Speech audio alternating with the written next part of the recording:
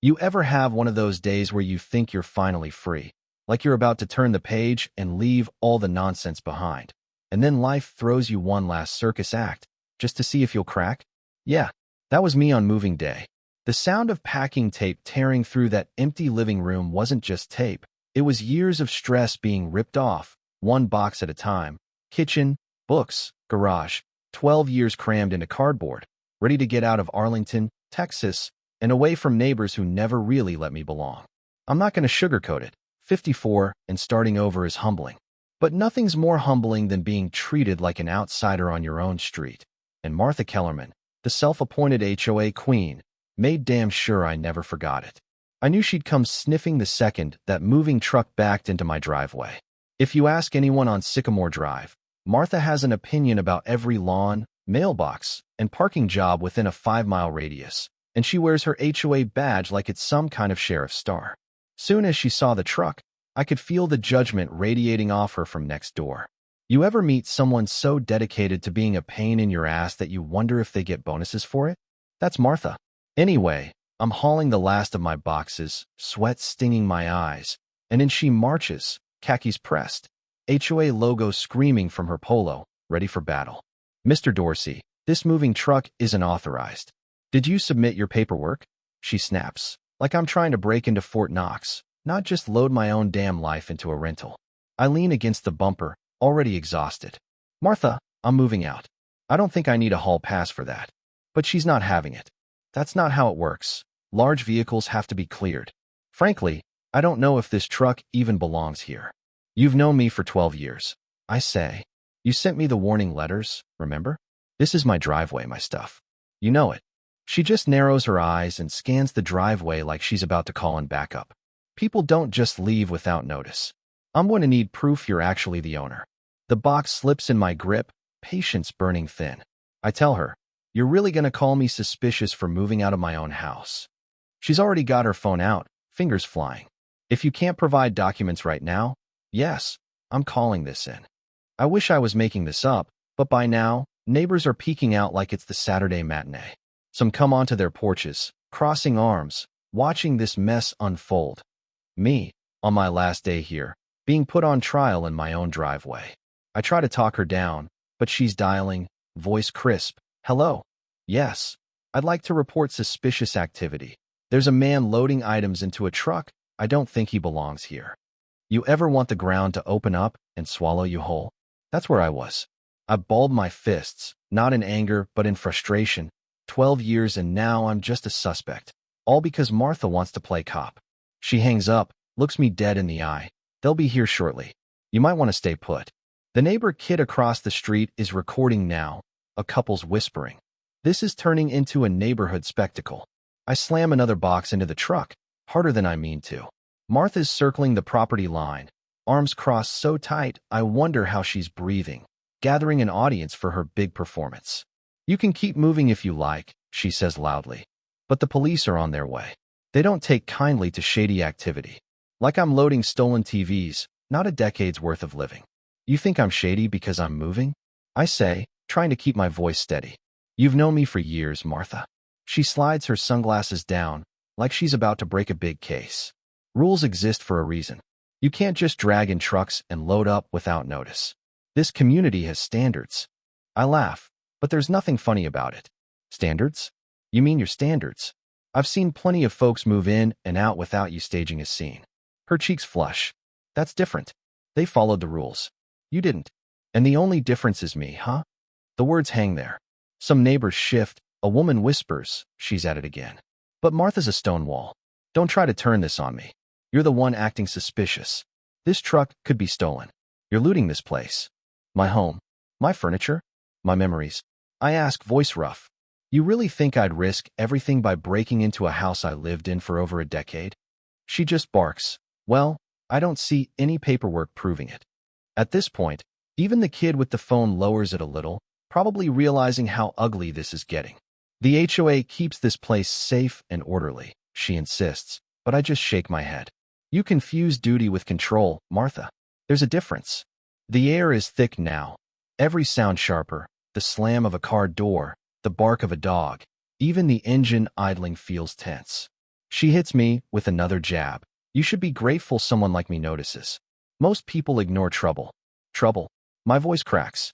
Martha, I raised my son here, paid every bill, never caused problems. The only trouble here is you. Some neighbors actually nod. For a second, I feel a flicker of relief. Maybe people do see it. But Martha digs in, her voice lower and sharper. We'll see what the officers think when they get here.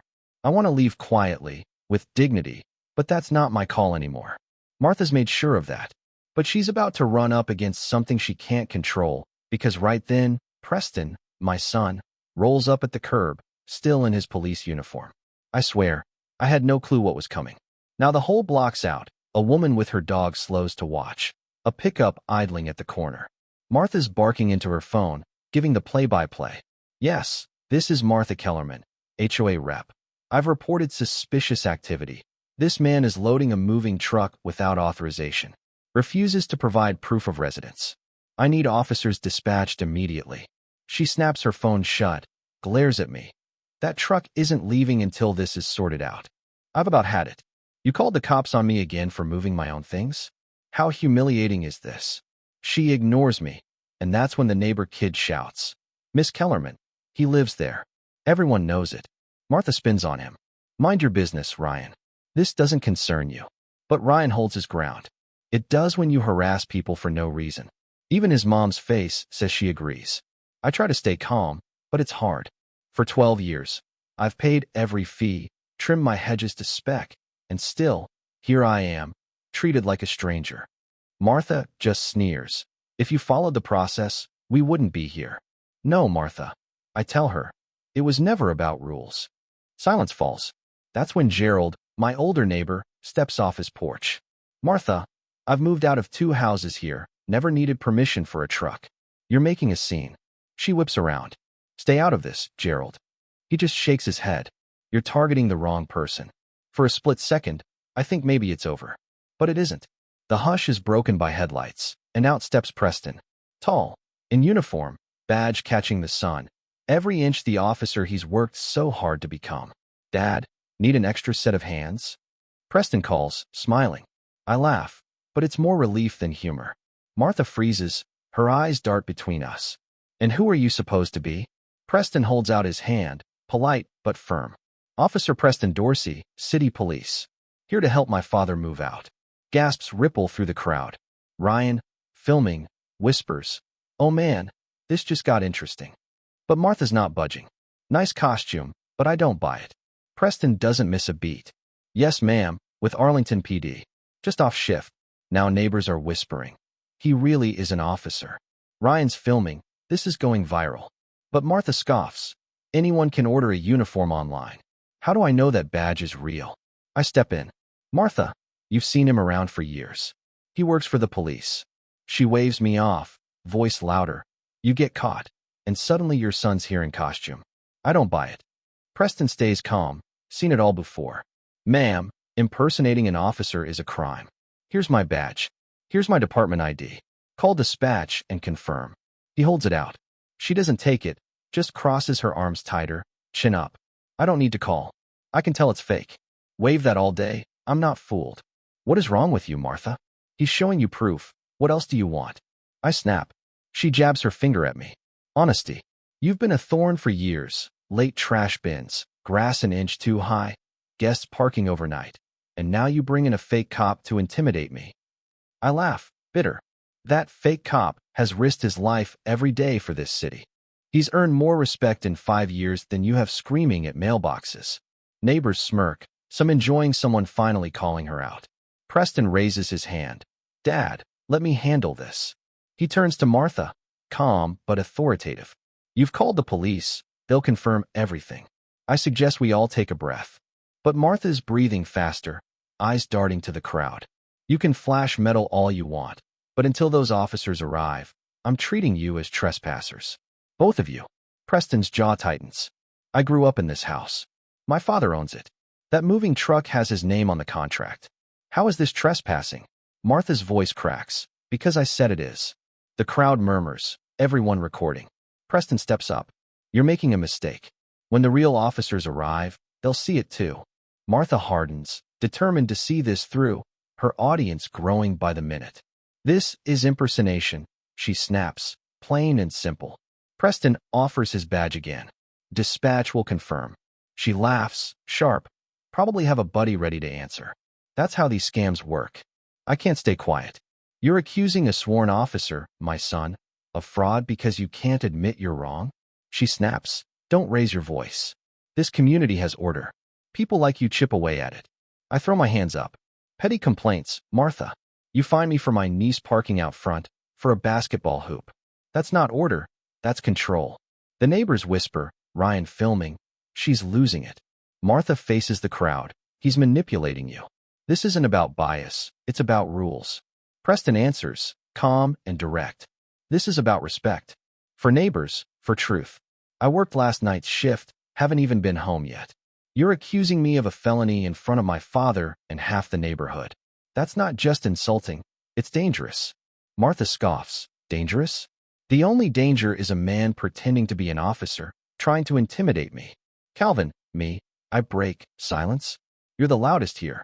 You've made my life hell for 12 years and now drag my son into it. You've gone too far. Preston steps forward, voice sharp. If you continue to accuse me of a crime I haven't committed, in front of witnesses and cameras, you're walking into territory you don't understand. She stiffens. Is that a threat? Preston's cool. That's a fact. Ryan whispers, this is wild. I try one last time. Martha, stop this before it goes further. Let me move. Let me leave with dignity. But her lips curl. Dignity? After years of trouble? I'll make sure everyone sees what you really are. Preston stays firm. Ma'am, you're escalating. This is your last chance. Martha shakes her head, pointing at the truck. That vehicle isn't going anywhere. Not until the police arrive. You're both trespassers. Gerald calls out. Martha, you're embarrassing yourself. Let the man leave. She ignores him, plants herself in front of the truck, arms wide. This truck doesn't leave. Not today. Preston steps closer, duty belt creaking, measured but steely. Ma'am, step aside. You're obstructing private property and interfering with my father's lawful right to move. Martha laughs. Lawful? You're trespassing. And you, she jabs Preston, are impersonating law enforcement. Preston holds his badge up for all to see. Badge number 4782. Officer Preston Dorsey. Call dispatch. He shows his ID. Gerald peers at it, nods, looks official. Martha flushes. Counterfeit IDs are everywhere. You think I'm stupid? I throw up my hands. He's giving you everything. Badge, ID, his name, a number to call. What else do you want? Martha turns to the crowd. Don't let him trick you. He's hoping the uniform will scare me off. Ryan whispers. Pretty sure she's the only one intimidated right now. Preston tucks his badge away, voice calm. Ma'am, I am a sworn officer. You are interfering with a lawful move and publicly accusing me of a felony. If you don't step aside, you'll force my hand. She steps closer, voice trembling. Force your hand? What are you going to do? Arrest me? Preston, if I have to, yes. The crowd gasps. Martha shouts for support, but nobody backs her up. Gerald mutters, You've lost it, Martha. She stands in front of the truck, desperate, arms out. Preston, patience gone. Ma'am, this is your last warning. She spits. You are a fraud. I'm not moving. Do what you have to do. Preston, ma'am, remove yourself or I will place you under arrest. She laughs. Arrest me? You wouldn't dare. Preston, dead calm. Try me. She doesn't move. Preston says, You are officially under arrest for obstruction. The words land like thunder. The crowd holds its breath as Preston steps forward, reaches for her wrist. Martha jerks away. Don't you dare.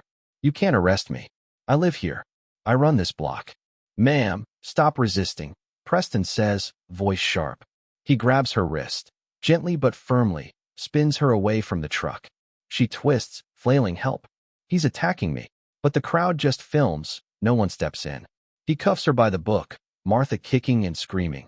Get off me. I'm not going anywhere. Calvin me. I call out. Preston, be careful. I got it, Dad, he says, calm, securing her other wrist. The metallic click of cuffs is loud. Martha explodes. You can't do this. I'll sue. I'll have your badge. Preston, you're under arrest for obstruction and resisting. You have the right to remain silent. Her shrieks echo. You think you've embarrassed me? This isn't over. As Preston walks her to the curb, real police sirens rise in the distance. The block holds its breath. Patrol car rounds the corner. Martha, in cuffs, screams at the officers. Help. He's a fake cop. I'm being assaulted. Officers Ramirez and Klein step out, sizing up the scene. Preston in uniform, Martha cuffed, crowd with phones. Ramirez frowns. Preston, what's going on? Preston, professional, came to help my father. She blocked the vehicle, resisted, struck my hand. Under arrest for obstruction and resisting. Martha shrieks. He's not real. He's impersonating. Arrest him. Gerald speaks up. She's lying. He showed everything. Badge, ID. She blocked the truck, hit his hand. He cuffed her by the book. Ryan waves his phone. I got it on video. Ramirez sighs. This is messy. But I can tell she's not listening to reason. Preston nods. I gave her every chance. Martha fights as Klein guides her to the cruiser. I'll sue all of you. Neighbors are numb. Some whispering. She's already internet famous. With Martha gone, the block exhales. Gerald comes over. That was ugly, but you handled yourselves. I manage a tired smile. My last day. She's not my problem anymore. Preston squeezes my shoulder. Sorry it went down like this. I shake my head. Don't apologize. You stood up. You showed what real authority looks like. We stand in the driveway, everything heavy and quiet. For 12 years, this house was my battleground. Every letter, every fine, every disapproving glance, chipped away at my peace. Today, it erupted, my own son cuffing the very woman who tormented us. Preston stands beside me. You okay, Dad? I laugh, but it's tired. Thought moving would close a chapter, but it feels like the ending of a book I never wanted to read. Preston, sometimes endings are messy, but you're walking away free. That's what matters. Gerald says quietly. Most of us saw it for years. Maybe we should have spoken up sooner. I nod. Silence can hurt as much as words. But you spoke up today. Gerald nods back, slips away. Preston watches the patrol car leave. This video's gonna spread. People will talk. I shrug. Let them. Maybe it'll make folks think twice before treating neighbors like suspects. I climb into the truck, look back one last time. No nostalgia, only relief. You ready? Preston asks. More than ready. We drive down.